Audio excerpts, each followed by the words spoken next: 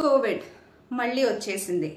మే 20, 2025 నాటికల్లా 257 active Covid cases మన భారతదేశంలో నమోదయ్యాయి. సో దీని గురించి మనం ఏం తెలుసుకోవాలి? ఈ కొత్త వేరియంట్ పేరు JN.1 కోవిడ్ వేరియంట్. ఇంతకు ముందు వచ్చిన వేరియంట్స్ కన్నా ఈ వేరియంట్ యొక్క తీవ్రత చాలా తక్కువగా ఉంటుంది కాబట్టి పెద్దగా కంగారు పడాల్సింది ఏమీ లేదు.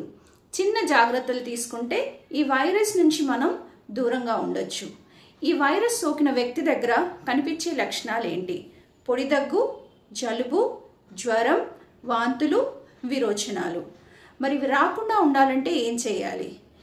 హ్యాండ్ హైజీన్ అంటే చేతులు చాలా శుభ్రంగా ఉంచుకోవాలి. రద్దీగా ఉన్న ప్లేస్లలోకి వెళ్ళినప్పుడు మాస్క్ను ఉపయోగించాలి. సోషల్ డిస్టెన్సింగ్, వేరే వ్యక్తులతో బయట మీరు కలిసే అప్పుడు కొంచెం దూరం మెయింటైన్ చేయాలి, డిస్టెన్స్ మెయింటైన్ చేయాలి. ఈ చిన్న చిన్న జాగ్రత్తలు తీసుకుంటే మనం సేఫ్గా ఉండొచ్చు. ఎందుకంటే ఈ వైరస్ తీవ్రత ఎక్కువగా లేకపోయినప్పటికీ చాలా తొందరగా ఒక వ్యక్తి నుంచి ఇంకొక వ్యక్తికి సోకుతుంది. సో ముందు చెప్పిన టిప్స్ అన్నీ మీరు ఫాలో అవుతూ ఆరోగ్యంగా ఉండండి. Thank you.